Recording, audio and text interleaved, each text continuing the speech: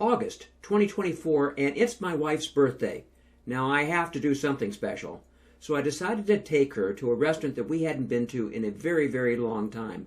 And I'm not at all sure why it dropped off our frequently visited list, but it did. Paon, Carlsbad. So given our motto, never another bad meal, ever, we had to get it back on our list. So that's what we did. So come on down, join us for a meal. I know you're going to like it. My wife and I are self-proclaimed foodies, no question about it. We love fine dining, tablecloths, and great service, although sometimes we'll do more down-home dining too. It's all about the great food. So we're bringing you reviews of great restaurants in San Diego County and beyond. You know, if you've never been to Paon before, it's in the center of the city, on the corner, right on the corner of Carlsbad Village Drive and Roosevelt. Now stick around for the end of the video because we're going to be giving Paon a rating on a number of different factors. So I think you'll be interested in that. Now this dining experience was made special for us because our daughter, son-in-law, and their youngest daughter met us there, and so it was a family affair. We ate in the patio, which is a gorgeous setting. It's covered, so it's shielded from the sun, plenty of greenery to make it nice and welcoming, and it's quieter than inside, which is really a blessing for older ears. Now, before we get into it, I just wanted to alert you that as an added bonus, we're going to have the legal tip of the month. We're going to be talking about when do you need a living trust, so stick with us to the end for that. We started with wine and cocktails.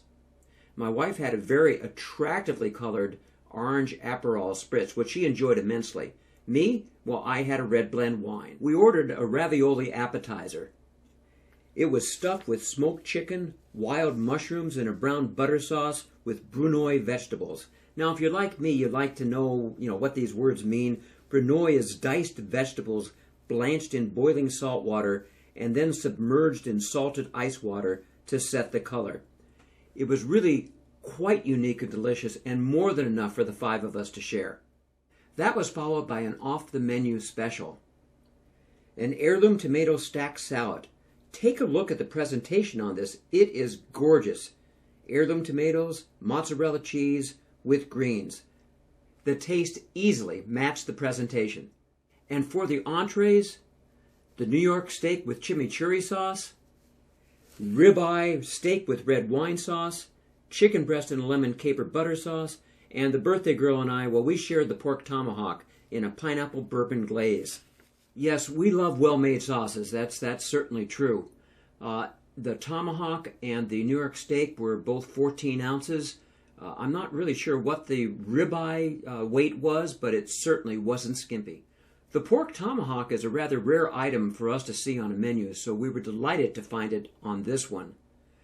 The sauce was absolutely excellent. It just glistened when it arrived. The vegetables, they had quite a kick to them. A little bit too much for me personally. Now, just a comment about ordering pork.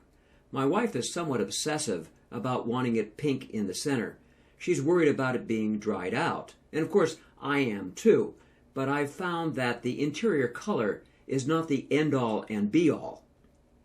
This one was not pink enough for her, but she found it juicy enough anyway and was more than satisfied, as was I and everyone else at the table with their orders. Now, we've received comments on some of my prior videos about, where's the dessert? Okay, here's the dessert. There was cheesecake on the menu, and I love cheesecake. Again, my wife and I tend to share things. She was more interested in the ice cream than the cheesecake. Not that she didn't like the cheesecake, just more interested in the ice cream. I had absolutely no interest in the ice cream, so we settled on the cheesecake. Wow. Well presented, colorful, and bursting with flavor. So we mentioned at the top of the video that we were going to have the legal tip of the month. So here it is. Do I really need a living trust? Well, I like to say that depends on your health, your wealth, and the kids.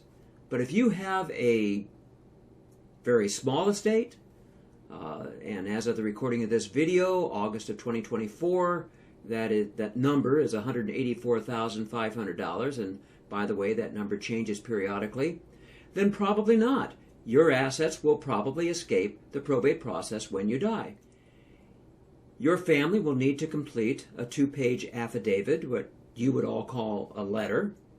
Present that to the bank or other financial institution, along with the death certificate and their driver's license or other form of acceptable identification, and that's it. The form is available for free online from the Sacramento Law Library and other venues. Just do a search for California Small Estates Affidavit.